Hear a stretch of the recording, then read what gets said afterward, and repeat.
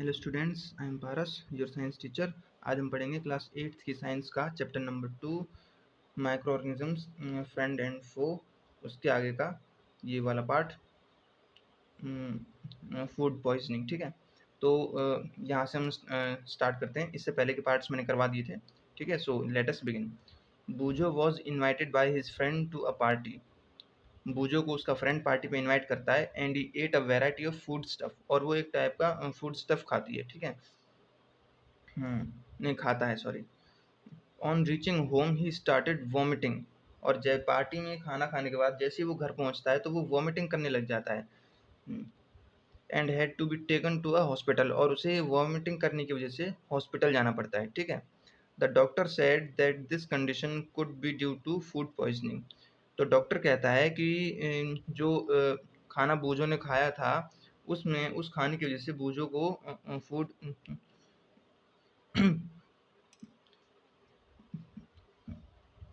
उस खाने की वजह से बूजो को फूड पॉइजनिंग हुई है। ठीक है, food poisoning could be due to the consumption of food spoiled by some microorganisms।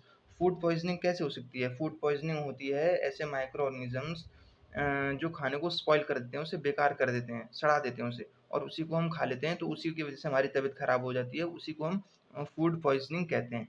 ठीक है, microorganisms that grow on our food sometimes produce toxic substances. हाँ, और जो माइक्रो ऑर्गेनिजम्स हमारे खाने के ऊपर सर्वाइव करते हैं, हमारे खाने के ऊपर जो खाना रखा होता है उसके ऊपर ग्रो करने लगते हैं, और ग्रो बहुत ज़्यादा ग्रो होने की वजह से वो हमारे खाने में टॉक्सिक सब्सटेंसेस को प्रोड्यूस करने लग जाते हैं। These make the food poisonous, और इसी की वजह से खाना जो है वो जहरीला हो जाता है, उसमें पॉइजन होने लग जाता है, causing serious illness and even death. और इसी की वजह से तबीयत खराब हो सकती है, यहाँ तक कि मौत भी हो सकती है, डेथ भी हो सकती है। ठीक है, so it is very important that we preserve food to prevent it from being spoiled. इसलिए हमें ये हमेशा ध्यान रखना चाहिए कि खाने को खुले में ना रखें, और हमें उसे टाइम पे ही खा लेना चाहिए, क्योंकि एक बार अगर खाना स्पॉइल्ड हो गया तो उसमें माइक्रो ऑर्गेनिजम्स प्रोड्यूस होने लग जाते हैं, और वही टॉक्सिक सब्सटेंसेस को प्रोड्यूस करते हैं, और उसी की वजह से वो खाना जो है पॉइजनस हो जाता है और आपको हॉस्पिटल जाना पड़ता है। ठीक है, तो इसलिए अच्छा खाना खाएं, और भले ही कम खाएं लेकिन अच्छा खाना खाएं। ठीक है, नेक्स्ट है हमारा फूड प्रिजर्वेशन इन चैप्टर 1।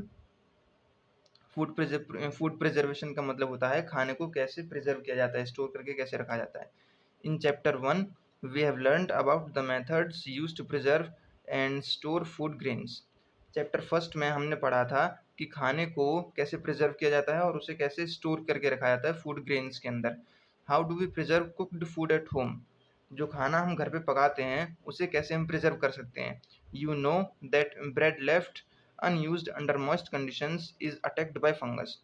आप जानते ही हैं कि जब जो हम कभी कभार ब्रेड खाते हैं और खाने के बाद हम उसे छोड़ देते हैं, और जब मॉइस्ट एरिया में उसे छोड़ देते हैं तो उस पर फंगस लगने लग जाता है ना। Microorganisms spoil our food.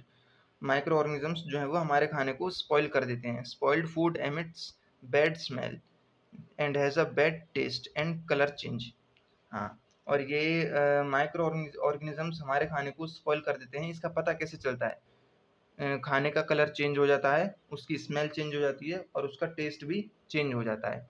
ठीक है, इससे पता चलता है कि हमारा खाना जो है वो स्पॉइल्ड हो चुका है। Is spoiling of food a chemical reaction. क्या फूड का स्पॉइल होना एक केमिकल रिएक्शन है? Paheli bought some mangoes but she could not eat them for a few days. Paheli कुछ आम मैंगोज लेके आती है, यानी कुछ आम लेके आती है, लेकिन वो उन्हें कुछ दिनों तक खाती नहीं है। Later she found that they were spoiled and rotten. थोड़े टाइम बाद पहली देखती है कि वो जो मैंगोज लेके आई थी वो स्पॉइल होने लग गए, स्पॉइल होने लग गए, और रूटीन होने लग गए, यानी बेकार हो गए और सड़ने लग गए वो। ठीक है, but she knows that the mango pickle her grandmother makes does not spoil for a long time. She is confused. लेकिन पहली कंफ्यूज थी कि इस वजह से कि जो मैंगोज वो लेके आई थी वो उसने कुछ दिनों तक नहीं खाए तो वो सड़ने लग गए, ठीक है। लेकिन जो आम का अचार, मैंगो पिकल जो उसकी ग्रैंडमदर ने बनाया था, वो काफ़ी लॉन्ग टाइम तक रखा रहा, लेकिन वो नहीं सड़ा, वो खराब नहीं हुआ। इस वजह से वो कंफ्यूज है। आप बता सकते हैं ऐसा क्यों है? Let us study the common methods of preserving food in our homes. हम कुछ कॉमन मेथड्स के बारे में पढ़ेंगे जिनसे हम फूड को, खाने को अपने घरों में कैसे प्रिजर्व करके रख सकते हैं, यानी उसे बचाकर कैसे रख सकते हैं।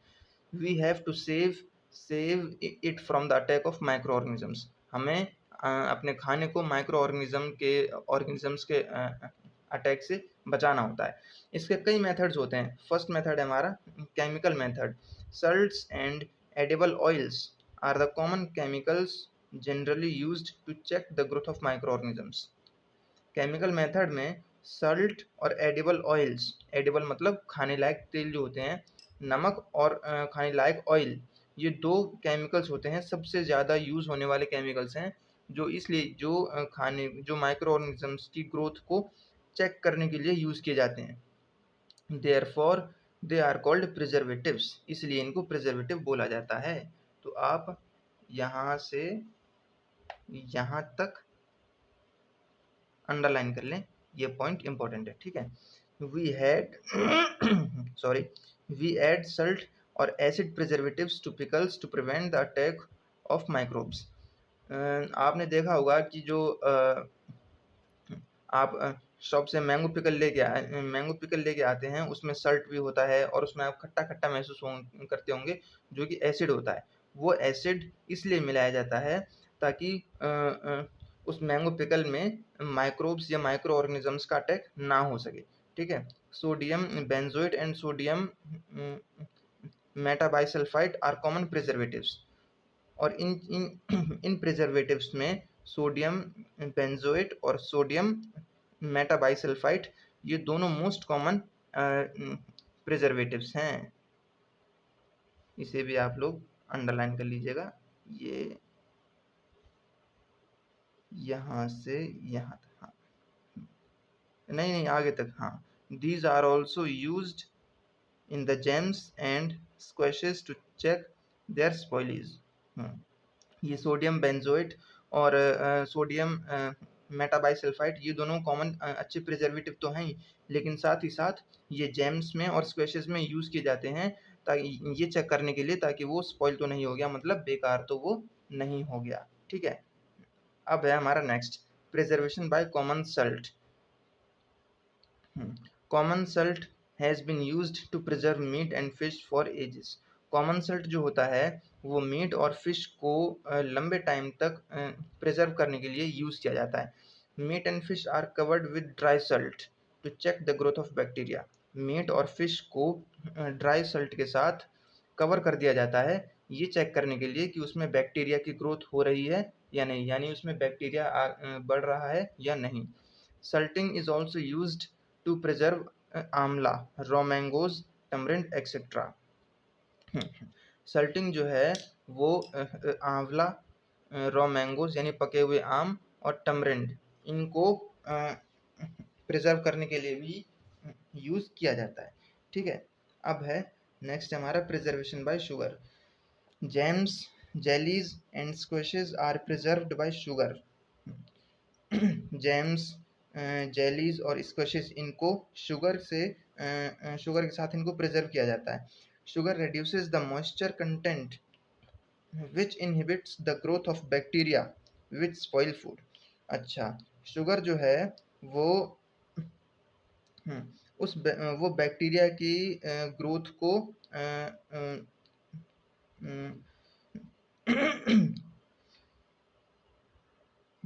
हाँ, तुम कहाँ थे? हम थे शुगर पे, हाँ।